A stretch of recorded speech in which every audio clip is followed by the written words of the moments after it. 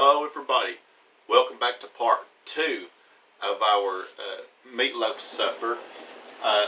My meatloaf has about 40 minutes to go and it will be done, and I'm going to taste it on the last video. Now I'm going to make some fried green tomatoes. Now last night somebody gave us some fried green tomatoes and I thought, well, why not make some fried green tomatoes. Now some people, I think my grandma, and I've done it too, use cornmeal. I remember my grandma making fried okra that way, as well as fried green tomatoes, by using cornmeal. But I'm going to try it with flour. I've heard people doing it that way too, so I'm going to try it. Now I make mine different from other people, so I'm going to show you what I've got started. Now, some people, they just put their tomatoes in flour and meal and just fry them. But I like to marinate mine for a few minutes in a buttermilk mixture. Now here in this little pan, this little bowl, whatever you want to call it, I got about maybe a cup or so of buttermilk, a couple of dashes of hot sauce, a little bit of paprika, a little bit of garlic powder, a little bit of onion powder, a little bit of salt. I use sea salt or kosher salt. Either one is fine. And in my little bowl here, I got a cup of flour and I got some cornstarch. Now, the cornstarch is going to make the outside crispy, and I guarantee you it turns out great every time. You can get cornstarch in a container like this or in a box at your regular grocery store. It's not that expensive. Probably about $1 or $2, and that's it. So I got these sitting in here for a few minutes. Let me show you what a green tomato looks like, in case you don't know.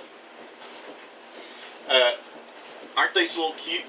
I cut these up in about a 1/4 inch slice, and these have been sitting here for about 10 minutes or so. I've got some oil in a pan on the stove. I got the eye on about a medium. And you want to watch, because you don't want to walk away from it because it will burn. The oil is about maybe a 1/2 inch to 1 inch deep, just deep enough to fry these tomatoes. And you remember the trick that I showed you? If you stick a wooden spoon, the handle side down in it, and if it bubbles around it, it's ready to go. So I think it's getting close, so I better hurry up. Now I'm using vegetable oil. You want a high temperature kind of oil, like vegetable oil. Don't use olive oil. Okay, so I'm going to put a few of these in at a time. Oh, by the way, when I put the meatloaf in the oven, in another pan, just use a regular baking dish, filled it up with hot water, and put it in the oven underneath, on the next rack underneath the meatloaf, and I can about guarantee you they won't fall apart. We'll just wait and see what it does. I've heard about that trick and I'm going to try it. But let's focus on our tomatoes. Okay, I got a few of these in here. And shake. Shake, shake, shake. Okay.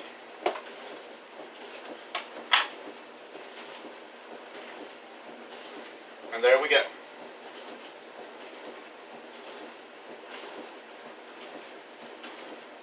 Just want to make sure that these are well coated, and that's it. And if they're not, just put them in there a little bit. You don't want to put too many of these in there at a time, or it won't do so well. Okay, here we go. Look, I'm making a mess, but good cooks make messes, but they always clean them up.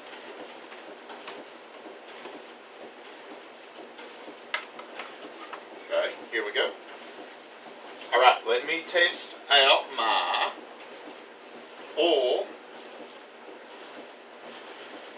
I would allow probably about 2 to 3 minutes per side and that is it. You want to make sure that you get a good golden brown color on each side. So I'm going to finish this up. I'm going to put everything together on the last video, so I want you to stay tuned for more.